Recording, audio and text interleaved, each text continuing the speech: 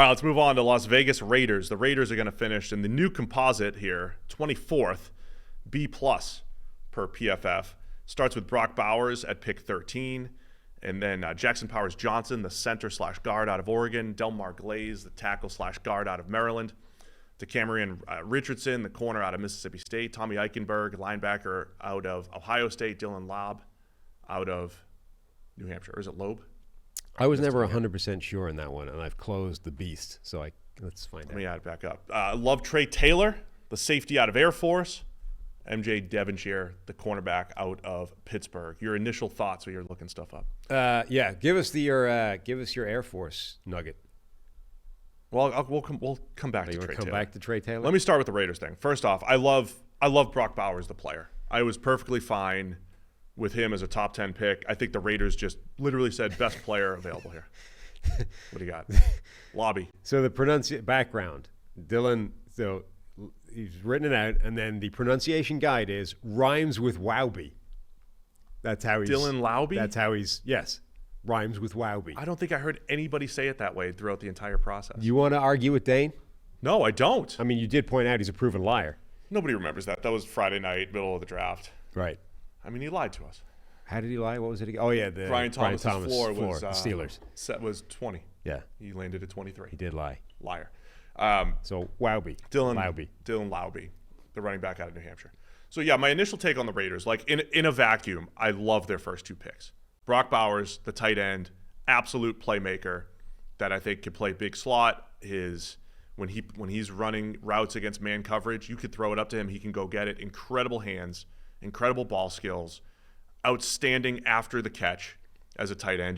The Georgia team was using him on jet sweeps, end arounds, screen game. Bowers can do all of that at the next level. So now I love him as a player.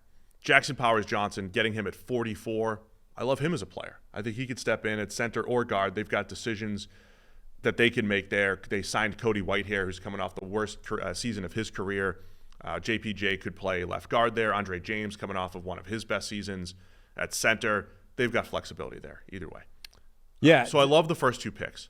The only thing that I don't love, that just doesn't feel great right now, post-draft, is that this draft was filled with high-value positions and really good players at those positions. Receivers, tight ends, edge rushers, QBs, of course. And every team around the Raiders seemed to get one of those guys. And they're the team that was left without a quarterback because 6 QBs went before they picked at 13. They were left without a QB selection, and then they got the tight end. And again, I would say, yeah, you could forget the tight end name for a minute. They probably got a top 5 to 7 player in this draft in Brock Bowers. I get that. But that's the only thing that doesn't feel great, which is while every other team is getting a high-value position and a good prospect at that position and a quarterback of the future, the Raiders were left without the quarterback and they came away with the tight end. That's the only thing that just doesn't feel great about this, even though I love the players that they got with their first two picks. Yeah, it's hard for your opinion on this draft to not be conditioned with the knowledge that they probably wanted a quarterback and for the second year in a row didn't get one because things just went that way in the draft, right? Now, different regimes year to year, but the same outcome, which is we went in expecting or looking for a quarterback and we came out with a tight end instead. So, yeah, if you just looked at their picks and said, this is what they came away with, what do you think? And you didn't know what their quarterback situation was, you'd be like, this is a great draft. Brock Bowers is arguably number one on a big board that doesn't have positional value attached to it, right? If you just said position agnostic, who are the best players in this draft relative to their expectations or their positions, Brock Bowers might be the number one player in this entire draft, and they got him at 13 overall. That's great. Perfect. And I don't care that they drafted Michael Mayer a year ago. Number one, he didn't show you enough year one to stop you drafting Brock Bowers. Number two, even if he is amazing, they can perfectly well coexist in the same offense with 2 tight end sets. They even have a complementary skill set in terms of Bowers is more of the slot move tight end, whereas Mayer is more of the inline guy. That makes perfect sense. That's fine. That's not a reason to dislike the Brock Bowers pick. Jackson Powers-Johnson, the second round, again, I think a first-round player with some injury question marks that probably drops into the second. I think that's a really good pick as well. It's just all conditioned by they probably wanted a quarterback in the first round, and they were the team, again, left without a chair when the quarterback music stopped. Now, the thing worth bringing up, though, is you can look at this like this is the opposite side of the Denver thing, right?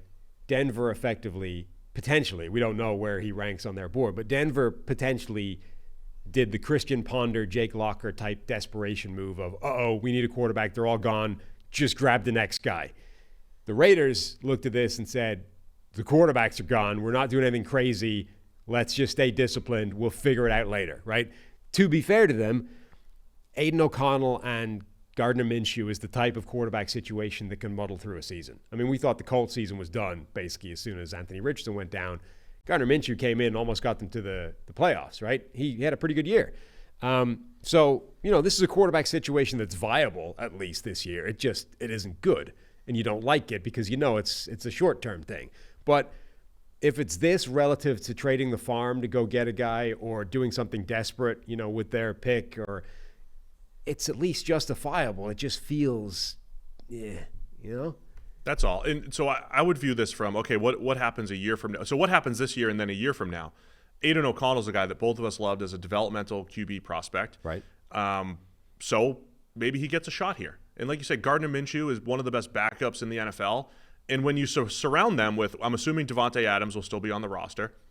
Then they just, they have Jacoby Myers, an excellent route runner, gets open, complimentary piece. They just signed, maybe a little redundant, Michael Gallup to come in as their third wide receiver. And then you mentioned Michael Mayer and Brock Bowers. I'm still a fan of Michael Mayer. I think he'll be fine as a player. Tight ends take a little bit longer to develop. It's a pretty good 1-2 punch at tight end. So I think for this year, if you're going to find out if you have something in Aiden O'Connell, you've got a pretty good group to throw to for O'Connell, or if Minshew ends up playing.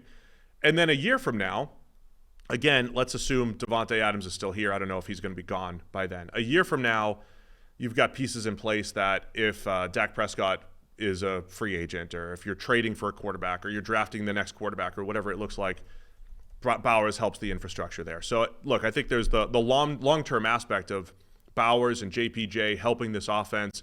There's the short-term uncertainty at the quarterback position, while the Broncos have a guy, the Chargers have Herbert and their new coach, and, of course, the Chiefs in that division. That's what you're competing with, and you're kind of left with, okay, we're going to roll with Aiden O'Connell and Gardner Minshew. The other side of it is Tom Telesco, first-year GM for the Raiders, and Antonio Pierce, now first-year head coach for the Raiders.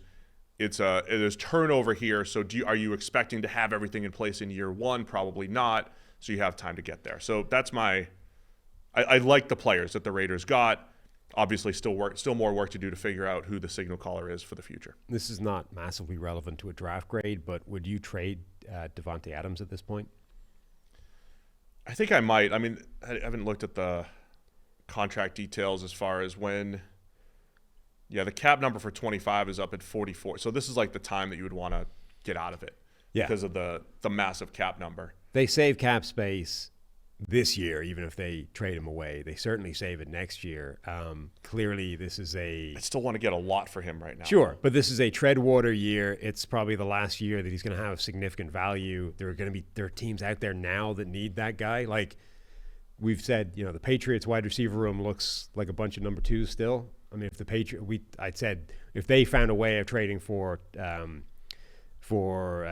Ayuk, it would be great. But Davante Adams, a shorter-term answer, but same thing. Like they're in the kind of mode that the Titans found themselves in last year, where it's like you need to put something around your young quarterback, otherwise he's got no shot. Right. They tried to add some pieces. They still have a work in progress. Like if New England was able to swing a deal for Davante Adams, even as a short-term thing, that gives Drake May a better chance of succeeding.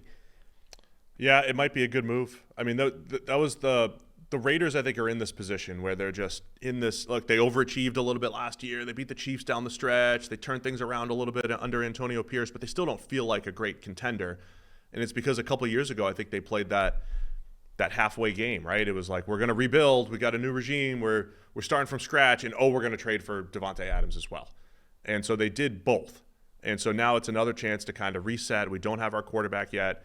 But you'd have to get a big haul back because you need to get, if you don't have your quarterback, you need to make sure you've got pieces to get all the other, high-end pass catchers, O-line, impact defensive players that you need to compete. So it might be a good chance to get some draft capital in here.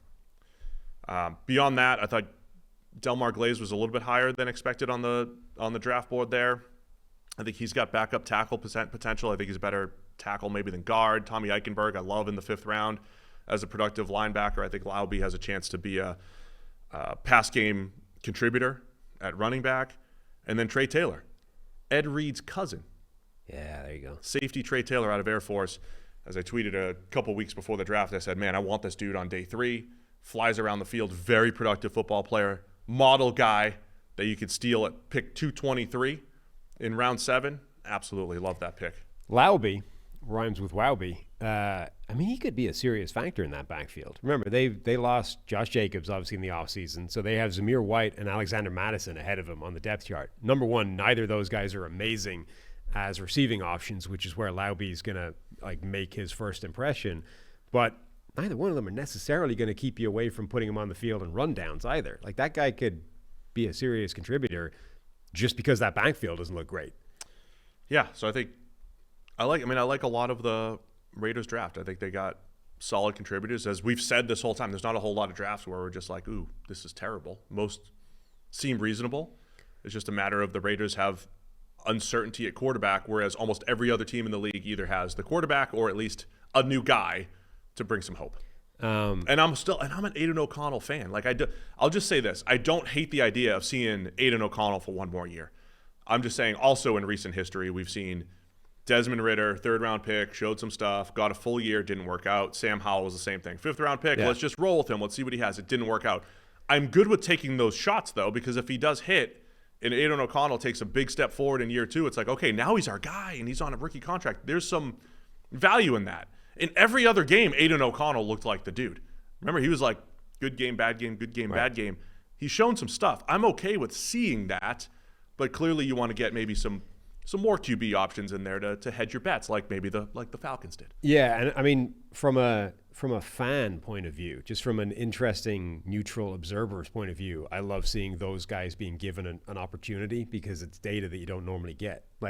We're always in this world where the backup quarterback is the most popular guy, for fans. They want to see him, and usually it doesn't happen. It's just it's this sort of theoretical construct, right? Oh, what if Sam Howell got a whole season starting as this 5th-rounder that we thought had first-round talent a year before the draft, and they finally gave him a shot like that, and then, okay, it didn't go that well, or it started off nice and then tailed off, but we got to see it, and you don't normally get that. So, yeah, I'm from a selfish kind of interested observer point of view, I love seeing Aidan O'Connell being given a shot.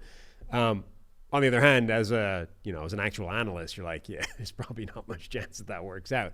Interestingly, they signed Carter Bradley, the South Alabama quarterback, as an undrafted free agent. I mean, he's a guy that some people liked in the draft as, the second, 3rd tier down, but a guy that people had identified as someone you would want to draft, and he goes undrafted, and they add him to that room. Our model says? I think I had him. So I do have a QB model. It's just not something you want to really crush. So the 0th percentile model guy is Tim Boyle, historically. I'm trying to see. I think I had Carter Bradley super low here. Super low? Very low, yeah. Okay. I'm not trying to call it out, but it was low. Okay. Where was... people liked him, though. Where was Aidan O'Connell? Where was Bradley on the consensus board? I don't know. That's one thing I don't have on my printout that I gave you. He ranked 290 on the consensus board. Yeah, good. Anything else on the Raiders? I don't think so. What pick did Walt like the most so we can trash it? Walt loved the first 2, I believe. Brock Bowers and JPJ. Okay, well then forget everything we said about them. They're garbage picks. Hate those guys because of Walt. Yeah. Walt is very disappointed. Very disappointed that they didn't get Michael Penix Jr. Oh. I think he was expecting Michael Penix, and they didn't get him. Mm-hmm. Falcons' fault. When am I monetizing the model? When the NFL, listen, NFL, when you guys are ready to come calling. You'll monetize it right now. Somebody throw some money at you. I mean, you want to double and triple your hit rates? Yeah. Email me. Call me. Let's do it. See the email down the screen there. Just fire it right in there. Go right there. NFLpodcast@pff.com. I don't want to split with you, though. It's all me. I could be your manager, negotiator. I really just need somebody to better visualize my data. So if you want to do that. I can't do that, no. I'll give you 5% cut if you No, could I can't do that. visualize it a little bit better than I do.